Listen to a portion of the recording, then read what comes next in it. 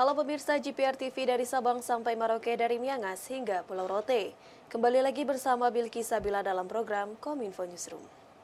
Halo pemirsa GPR TV dari Sabang sampai Merauke.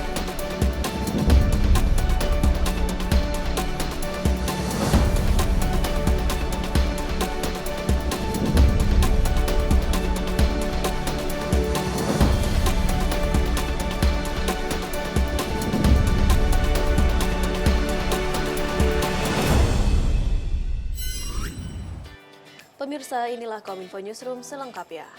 Pemirsa, dalam kegiatan showcase dan bisnis matching produk IT dan digital, Menkominfo Johnny G. Plate mengungkapkan bauran pembiayaan APBN untuk belanja produk dalam negeri hingga 16 triliun rupiah.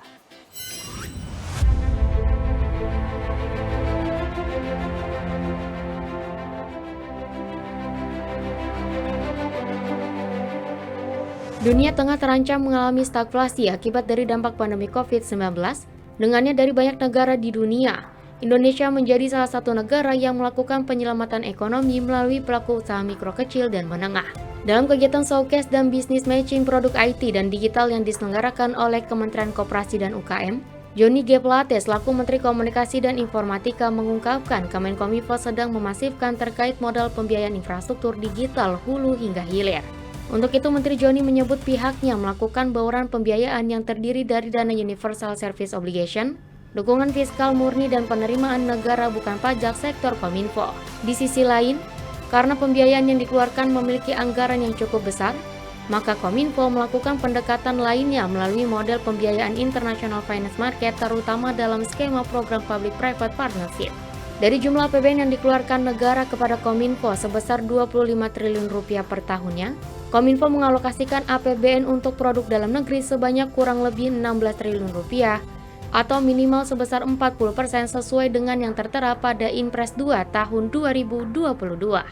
Dan saya bisa sampaikan mudah-mudahan ya dari telaah sampai kemarin saya diinformasikan pembiayaan dari Kominfo itu sekitar lebih dari 16 triliun bisa dibelanjakan untuk produk dalam negeri atau setara dengan lebih dari 60% untuk produk dalam negeri.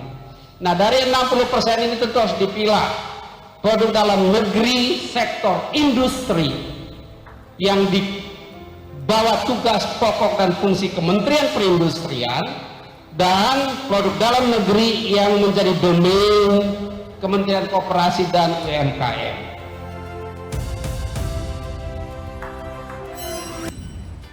Kementerian Keuangan menyatakan untuk tahun 2022 ini THR dan gaji ke-13 diberikan untuk seluruh aparatur sipil negara dan pensiunan, di mana untuk besaran THR dan gaji ke-13 tahun 2022 sebesar gaji dan pensiunan pokok plus 50% tunjangan kinerja per bulan bagi yang mendapatkan tunjangan kinerja. Pemerintah telah menetapkan Peraturan Pemerintah Nomor 16 Tahun 2022 tentang pemberian tunjangan hari raya atau THR dan gaji ke-13 kepada aparatur negara, pensiunan, penerima pensiun, dan penerima tunjangan tahun 2022. Hal ini dilakukan seiring diberikannya berbagai dukungan bagi masyarakat sekaligus melengkapi strategi stimulasi ekonomi nasional. Menteri Keuangan Sri Mulyani Indrawati mengatakan, seiring dengan pemulihan ekonomi dan penanganan COVID-19 yang semakin baik, serta APBN mulai menunjukkan pemulihannya, kebijakan pemberian THR dan gaji ke-13 dilakukan penyesuaian.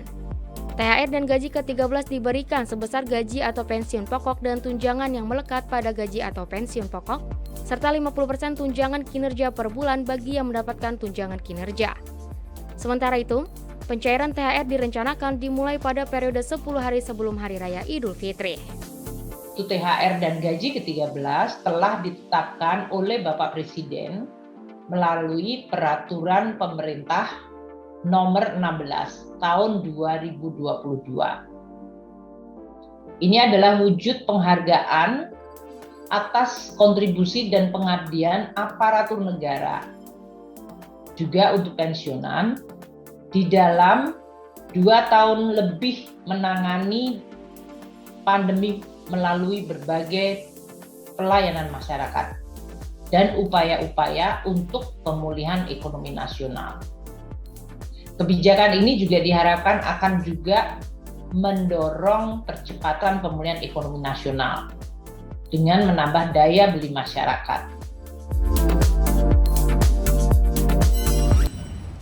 Sementara itu, Menteri PAN-RB Cahyokumolo mengatakan pemberian THR dan gaji ke-13 kepada ASN merupakan bentuk apresiasi dari pemerintah, serta hal ini memberikan kemudahan bagi ASN untuk bisa mudik.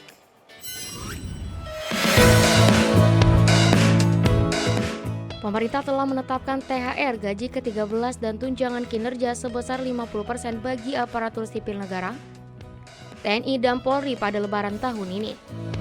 Menteri PAN-RB Cahyokumolo menyatakan bahwa pemberian THR dan gaji ke-13 bagi ASN merupakan bentuk apresiasi dan upaya mendorong pemulihan ekonomi nasional. Adapun THR dan gaji ke-13 diberikan disesuaikan dengan kemampuan fiskal negara seiring dengan fokus pemerintah menangani pandemi COVID-19. Selain itu, pemberian THR dan gaji ke-13 juga sebagai upaya pemerintah untuk menjaga tingkat daya beli masyarakat melalui pembelanjaan aparatur negara dan penerima pensiun di tengah-tengah masyarakat.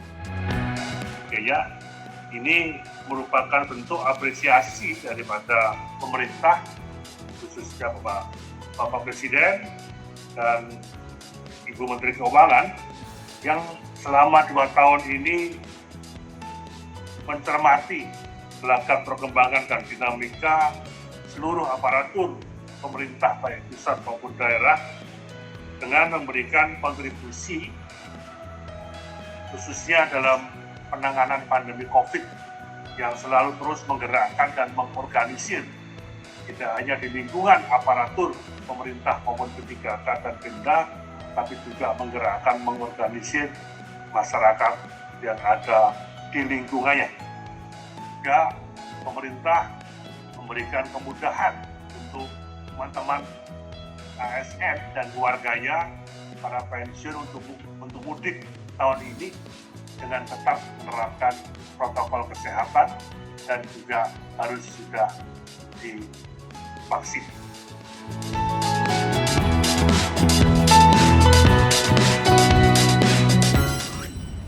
Hal senada juga disampaikan oleh Suhajar Diantoro selaku Sekjen Kementerian Dalam Negeri yang meminta kepala daerah untuk mengikuti arahan Presiden untuk menyusun peraturan tentang pemberian THR dan gaji ke-13 yang bersumber dari APBD 2022. Diharapkan pengelolaan THR dan gaji ke-13 dapat dilakukan secara transparan.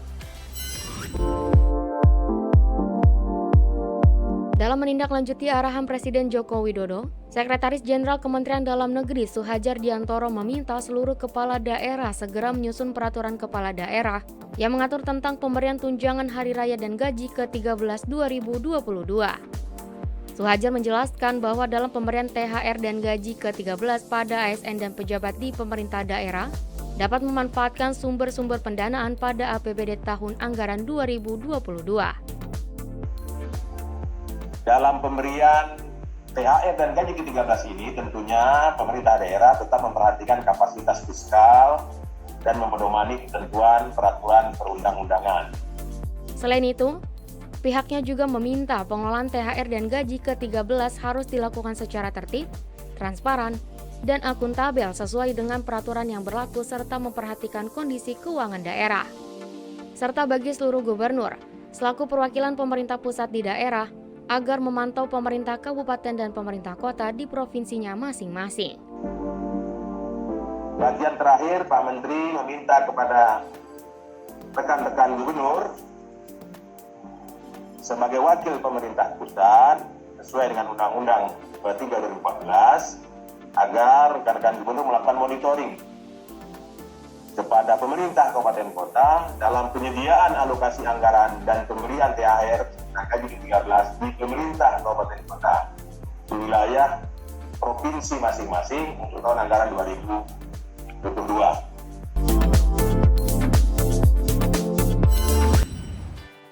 Kita beralih ke informasi lainnya pemirsa. Kementerian Kesehatan Republik Indonesia menyiapkan pos layanan vaksinasi booster di jalur mudik untuk mempermudah pemudik mendapatkan vaksinasi. Fasilitas ini bisa dimanfaatkan oleh masyarakat yang memiliki jadwal vaksinasi booster tepat saat mudik Lebaran.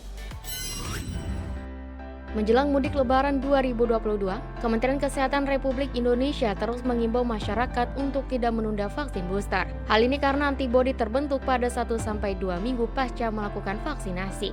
Di samping itu, Kemenkes Republik Indonesia juga tengah menyiapkan pos layanan vaksin booster di jalur mudik untuk mempermudah pemudik mendapatkan vaksinasi. Fasilitas ini bisa dimanfaatkan oleh masyarakat yang memiliki jadwal vaksinasi booster tepat saat mudik Lebaran. Juru bicara vaksinasi COVID-19, Kemenkes Siti Nadia Tarmizi mengatakan, pemberian vaksinasi pada pos mudik itu sebagai upaya terakhir. Namun masyarakat dihimbau untuk tetap melakukan vaksinasi booster sebelum mudik supaya perlindungan imunitas sudah ada saat melakukan mudik. Lebih lanjut, Dr. Siti mengatakan bahwa mengenai jumlah dan penempatan pos akan dikoordinasikan dengan Kementerian Perhubungan, TNI, dan Polri. Karena ini terkait juga dengan persediaan SDM maupun juga pengelolaan rantai dingin vaksinnya. Selain itu juga untuk mengantisipasi kemacetan yang terjadi akibat adanya pos layanan vaksin ini. Jadi memang fokus kita dua dalam mudik ini. Pertama adalah memastikan keamanan lalu lintas untuk para pemudik. Yang kedua adalah memastikan kita juga aman dari COVID-19 karena kita masih dalam situasi pandemi COVID-19. Kita berharap bahwa para pemudik sebaiknya segera mendapatkan vaksinasi sebelum melakukan mudik karena itu akan lebih baik dan lebih nyaman. Tentunya kita tidak ingin kita tertunda 15 menit atau 30 menit karena menunggu masa observasi daripada vaksinasi. Pemirsa, usai jeda kami akan kembali dengan beragam informasi lainnya. Tetaplah bersama kami.